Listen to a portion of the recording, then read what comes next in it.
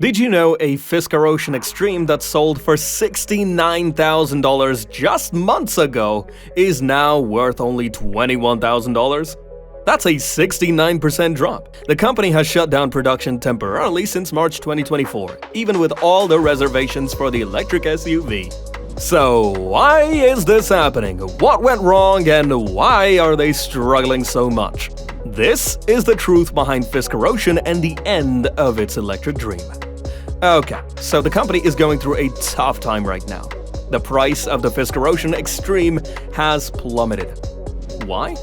Fisker's poor resale value and financial troubles are major factors. Fisker Ocean has been losing value at a rate of roughly $500 per day and about $11 per mile driven. While some depreciation is normal, a nearly 70% drop in such a short time is extreme. Why is this happening?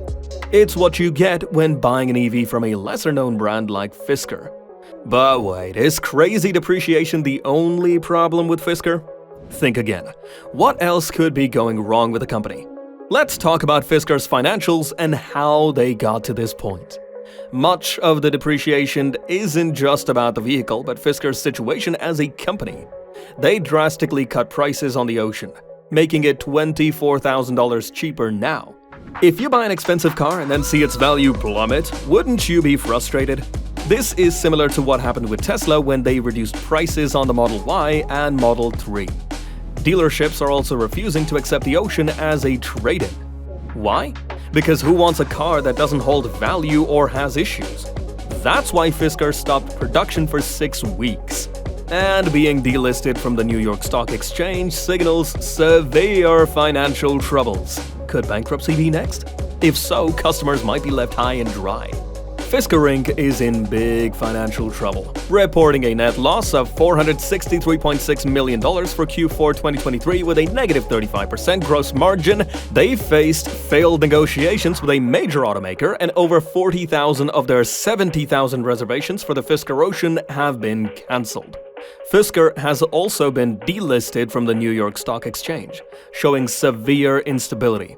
That could be potentially costing the company $9 million in refunds. Customer satisfaction has also been hit hard due to delivery service issues and unexpected quality control problems, hurting their reputation and vehicle value. Broader market challenges like slowing demand and increased price competition have made it difficult for Fisker, especially with their shift from direct sales to dealerships. Failed negotiations with a major automaker and job cuts have further strained their financial position, even with the recent 2.0 software update, while improving some features. Still has issues like missing key functionalities and navigation bugs, adding to the company's woes. They've shifted from direct sales to dealership partnerships to improve sales. But this move could increase costs and complicate recovery. Would these financial issues make you think twice about buying a Fisker? What do you think of their switch to dealership sales? But first, let's talk about the current software updates for Fisker, specifically the 2.0 update. Given the uncertain future of Fisker, these cars could be useless in a few years. Would you want to buy a car from a company that might not offer future updates? For now, the 2.0 update has been released. It improves performance and usability, but still has issues. Important features like adaptive cruise control and voice commands are missing. While the key fob functionality is better, some updates are less helpful.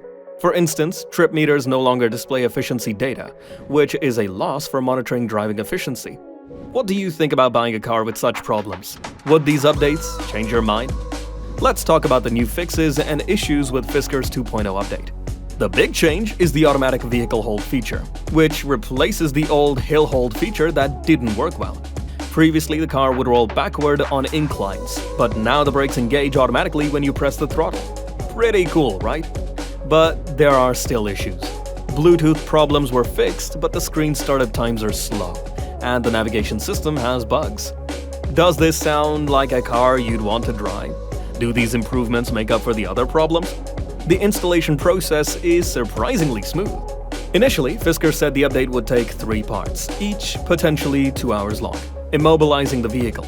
But the first update took only about 30 minutes, and the subsequent updates were installed seamlessly in the background without interrupting use.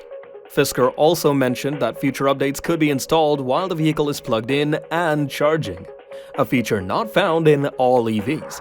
And if you, for some odd reason, decide to buy one, then you won't be able to do that easily either. Why, you ask? Fisker is changing its entire sales model. Instead of selling directly to customers like Tesla, Fisker is now partnering with dealerships.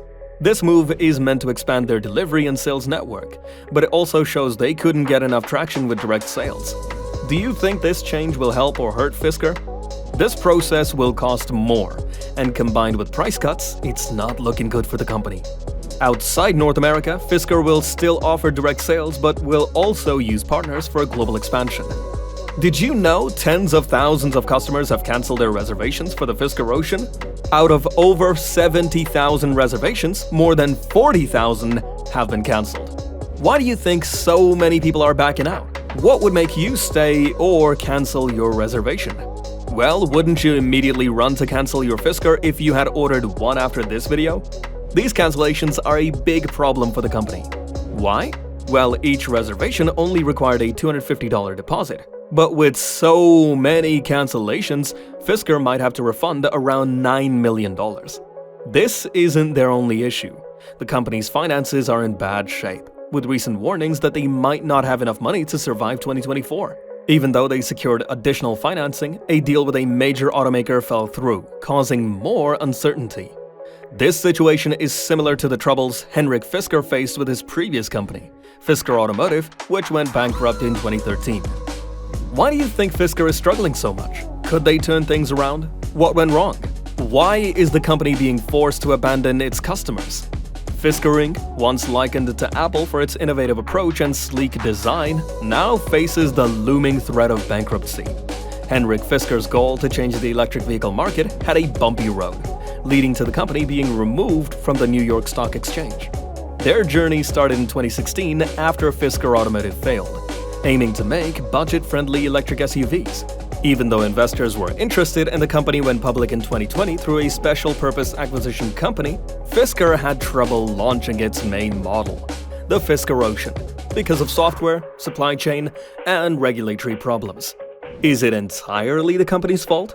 Not really. You see, Fisker's problems mirror broader challenges within the EV industry, including slow demand, increased price competition, and slowing down investor enthusiasm. The company's decision to shift from a direct-to-consumer model to a dealership network further complicated its efforts to navigate these challenges. Fisker has faced some big problems lately, like investigations into issues with its brakes and money troubles that were talked about in its yearly earnings report. They had to let go of some of their workers as well, plus they couldn't get any big car companies to invest in them, which made things worse. All of this has put the company in a really tough spot. But even with all these problems, Henrik Fisker, the company's boss, still thinks things will get better. But it's hard to say for sure if Fisker can bounce back while the electric car industry is going through a rough patch. What's going on right now? Fisker's situation has recently worsened. The company secured a $150 million financing commitment and is currently in talks with a major automaker for a potential partnership to develop EV platforms and manufacture in North America. But they've paused production for 6 weeks to realign inventory and strategies.